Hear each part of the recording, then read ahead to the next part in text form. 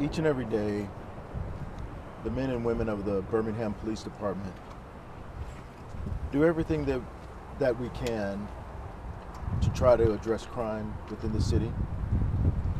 We do everything that we can to try to protect and serve the people of the city of Birmingham with pride, with respect, and we do everything we can to keep everyone safe. At 1:59 this morning, we had officers working where we had a problem with burglary from vehicles. One officer was undercover, other officers in uniform. At 1:59 this morning, they approached two suspects who were burglarizing a vehicle in the area on the 900 block, just to my right. The officers approached one suspect, patted him down where they found what they believed to be a weapon, asked him about it. He armed himself and fired upon our officers. Two Birmingham police officers have been struck. One of them has been mortally wounded. One of them is critically wounded. We have one suspect in custody, and we have one suspect who is receiving medical treatment right now.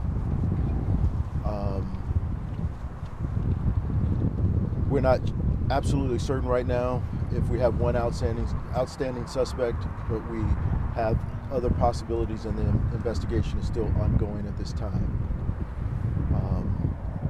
We are not going to release the names right now, pending notification to family, and we want to make sure that they've been notified, and we want to definitely be respectful of their wishes at this time as we move forward in the investigation.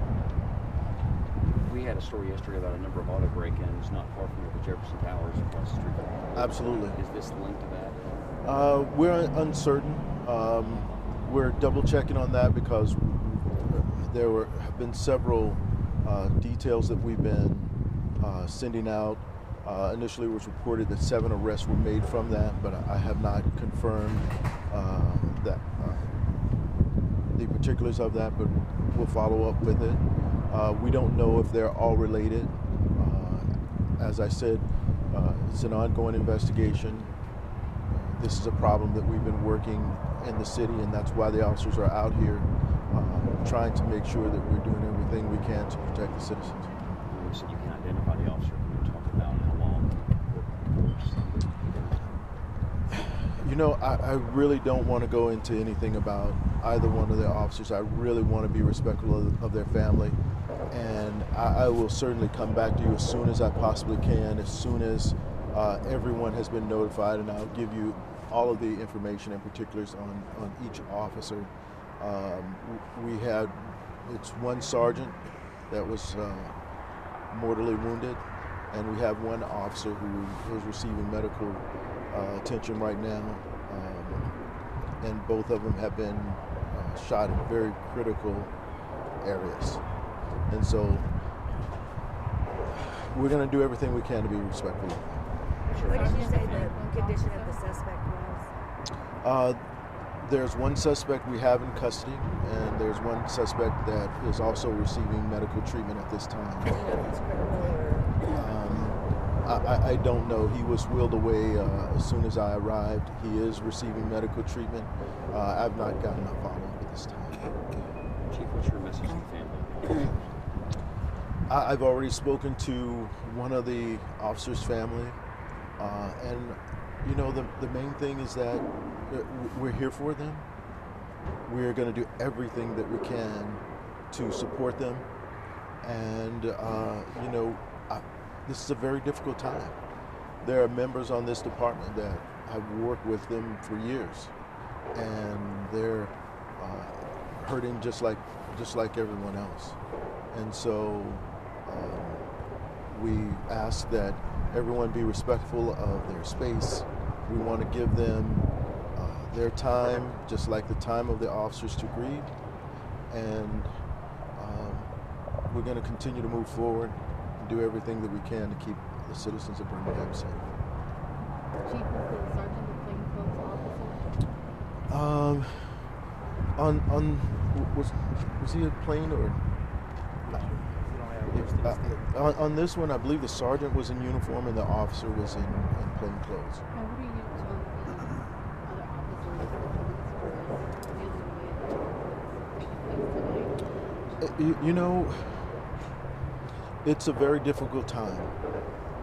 And just the other day at the town hall, I let everyone know just the sheer volume of weapons that were taken off the street each day. We're averaging just under 200 weapons each month. So far in 18, we took over 2,200 weapons off the streets of Birmingham. And so that lets you know what is happening and the number of weapons that are out there and the sheer dangers that our officers face each day. And we do it successfully, we do it safely, and you know, this is just one of those very unfortunate times that it led to a tragedy. You said that the suspect was being patted down, and during that process, he took out the gun and opened fire. Was he given any kind of order to put the gun down before he opened fire, or did he just open fire? I can't really go into great detail on that. What I can tell you is it appears that our officers were unable to respond at that time, that they were taken completely by surprise. And so we can't go into great detail because at this time we're still in the infancy stage of the investigation. Chief, you talked about the family. The department also real close. It helps your household. This is a healing issue for you.